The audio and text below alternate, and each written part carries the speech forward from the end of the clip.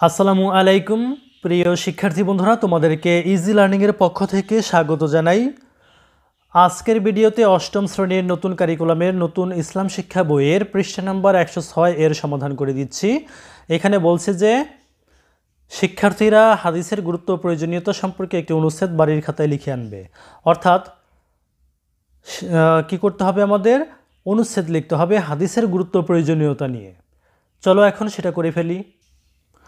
নিচে হাদিসের গুরুত্ব ও প্রয়োজনীয়তা সম্পর্কে একটি অনুচ্ছেদ লেখা হলো। হাদিস হলো কুরআনের ব্যাখ্যা, তাই হাদিস অত্যন্ত গুরুত্বপূর্ণ। পবিত্র কুরআনে কিয়ামত পর্যন্ত যত সমস্যার সৃষ্টি হবে সমস্ত সমস্যার সমাধানের মূলনীতিগুলো রয়েছে। পবিত্র কুরআনে যে সমস্ত বিষয়ের ইঙ্গিত করা হয়েছে হাদিসে তার সম্পূর্ণ ব্যাখ্যা দেওয়া হয়েছে। কুরআন আল্লাহর পক্ষ থেকে প্রকাশ্য ওহী, নামাজে কুরআন পাঠ করা হয়। হাদিস অপ্রকাশ্য ওহী, কারণ রাসূলুল্লাহ সাল্লাল্লাহু আলাইহি ওয়াসাল্লাম নিজে কখনো মন গড়া কথা বলেননি। মহান আল্লাহ যা আদেশ করেছেন কেবল তাই তিনি বলতেন।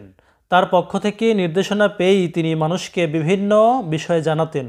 মহান আল্লাহ বলেন, আর তিনি নিজ প্রবৃত্তি থেকে কোনো কথা বলেন না, তা তো ওহী যা তার প্রতি প্রত্যাদেশ হয়। হাদিস কুরআনের নির্ভুল ব্যাখ্যাস্বরূপ। হাদিস ছাড়া কুরআন মেনে চলা অসম্ভব। কুরআন মাজিদে মহান আল্লাহ শরীয়তের সকল আদেশ নিষেধ বিধিবিধান বর্ণনা করেছেন। এতে শরীয়তের আহকাম, মূলনীতি ও নির্দেশনাবলী খুবই সংক্ষিপ্তভাবে বর্ণনা করা হয়েছে।